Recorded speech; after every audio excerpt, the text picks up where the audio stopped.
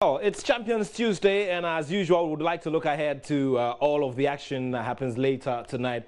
Of course, Barcelona, in terms of the laurels and getting there and winning the ultimate, have lived that experience several times, as against a Juve who have, countable number of times. So it's Ernesto Valverde going up against the man Massimiliano Allegri in tonight's big tie. And of course, ahead of this game, Massimiliano Allegri, the Juventus coach, has described it as a clash between the best two teams in Europe. Well, here with me in the studio is Joy Sports' Fifi Forsen. He is here with to do the discussions with me. Fifi, how you doing? Everything okay? Everything okay. Okay, great. Two of the best clubs in Europe currently. That's what Massimiliano Allegri says. No, I disagree with him. Let's say they are all second fiddle to Real Madrid at the moment, because Real Madrid are the European champions. They've won it back to back, and I tell you what, they are in some form, and even pundits all over the world have tipped them to win the Champions League. So I feel Juventus second best to Real Madrid, and Barcelona also, let's say, second best to Juventus, so in that order. Wow. Well, let's take a look at the preview, and after that we do some more of the discussions here in the studio. Barcelona meet Juventus at the Nou Camp tonight, looking to avenge last year's Champions League quarter-final defeat. Juve won 3-0 at home and then held Barca to a goalless draw in Spain. The Spaniards, though, are unbeaten at home since September 2013, with 19 victories and 2 draws. Ernesto Valverde's team thrashed Espanyol 5-0 at home last Saturday to lead La Liga with 9 points after 3 games. I think so far we have started quite well. We haven't conceded any goals, scoring 9 and won all 3 of our league games. And that gives you good feelings to start the Champions League.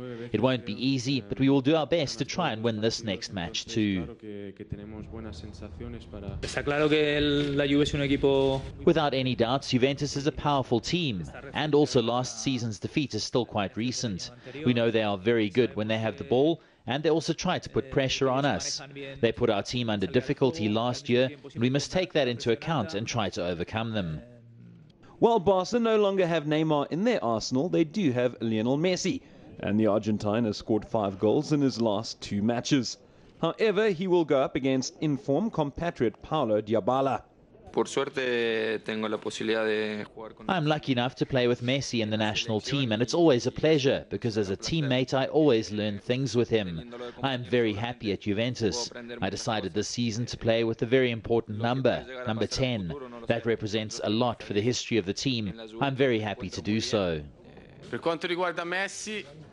This is the 12th time I have faced him as a coach. He is an extraordinary player who can change the course of the game at any point. For them, this is a relief, and for us, it's a test to try to limit his abilities. It's the first Champions League game of the season, after what we did last year, with the disappointment of the final. But now we start again with great enthusiasm and energy. We want to make it through to the next stage. It's a very important game.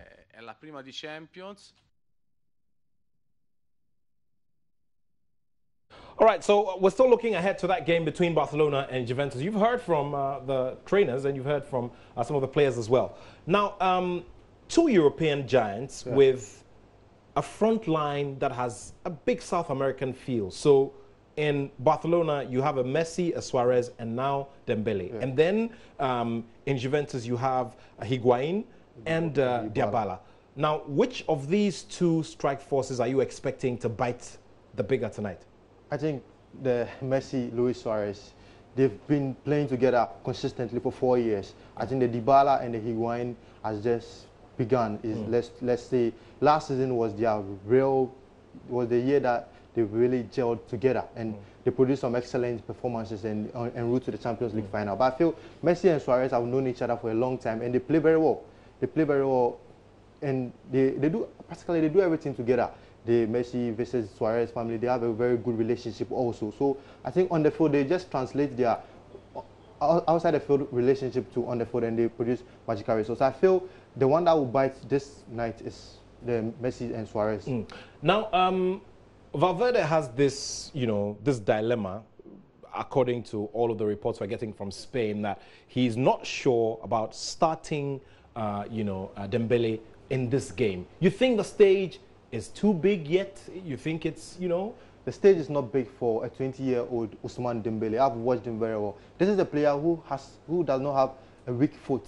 And if someone does not have a weak foot, meaning his right and left foot are all good and it can perform at any big stage. Last season at Dortmund, he faced Real Madrid home and away, and in all he produced excellent performance. And even in his last game against Bayern Munich, he was voted man of the match. So that tells this guy is 20 years, but he's got a tough he's mind. going in leaps and bounds. He has a tough mind. His first appearance for France was against the Three Lions of England, and he was man of the match also. So I tell you what, this guy, if he's given the nod tonight, he was going to perform very well against a depleted Juventus side, because I feel he will come face to face against Kodjo Asamoah, and we all know as Ghanaians that Kodjo Asamoah is not defensive minded. He likes to attack, but he will be playing at the left back position because Sandro is out of the game also. Okay, and of course we need to touch on that Ghanaian interest. It's good you touched on it. Kodjo Asamoah, you'd want to see him play, definitely. Of course, he will be in action because Alexandro is out of the game. So Juventus have let's say, a depleted back line. There's no Chiellini. Bonucci has left, and probably Rudiger will come in, and let's say Benatia, also the Moroccan international, will play. So the right back position is also going to... And you know, the interesting thing is that before Antonio Conte left Juventus, he had placed Kodjo Asamoah in that backline situation, and he gotten him used to it. Yeah, he was used to it, but we all know Kodjo Asamoah is a midfielder. Of course. Sometimes acts as an AMF, attacking midfielder also. So sometimes the desire to go and attack and join the attack is strong, unlike Alexandro, who can mark the opposing right winger. So you can stand there. So does this then become a disadvantage or an advantage? Of course, a disadvantage to Juventus. Okay. All right. Let's quickly take a look at the fixtures, what we should be expecting tonight. Now, Basel are going up against Manchester United at the Old Trafford. Now, Jose Mourinho wants to just be... it's a test of character, and Jose Mourinho has said that he's seen his team flourish this season, but he wants to see Manchester United react in tough times. And over the weekend, they were in tough times against Stoke City.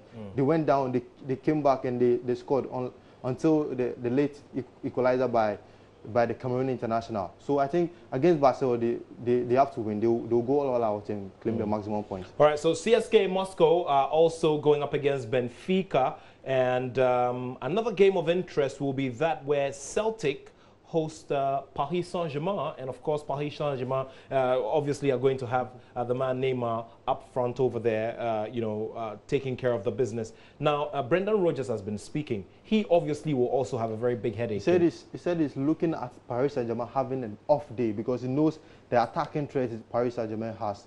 Mbappe scored. He was imperious last season in the Champions League. Neymar also was had the most assists last season for Barcelona, and they have Edison Cavani, who is in some top form this season. So I think, and Draxler, Di Maria, they have a host of talent they can count on going forward. But at the back is where the problem is. Thiago Silva inconsistent, Marquinhos also inconsistent. So the problem is at the back, and Celtic have a very organized grounds. If they are playing at home, they are very organized, and the atmosphere is also intimidating. I think with all the green and white. Yeah. Neymar suffered it when he was with Barcelona because I think Barcelona lost one of their games to Celtic there at the ground there. All right, so interesting games to look at. Remember, Bayern Munich also will be facing Anderlecht, and of course, Atletico Madrid are away to AS Roma. For the Bayern Munich Anderlecht, you have to check out Denis Appiah. He's a Ghanaian, a right back. Great. And we are all complaining about the fact that Harrison Afful has been there and there's no replacement. So Kwesi Appiah would want to watch that game. You wouldn't want that much. So all right, so, well, these are the fixtures to expect. Of course, very big ties to see, but this is where all the money that has been spent on some of the names will have to start yielding fruit. Let's see how all of that goes as we get into Champions Tuesday. I say thank you very much to you. Fifi Forsen is with the Joy Sports team. Well, there's more here on Pulse. You stay right there. My name is Nathaniel Atto, and I have love for sport.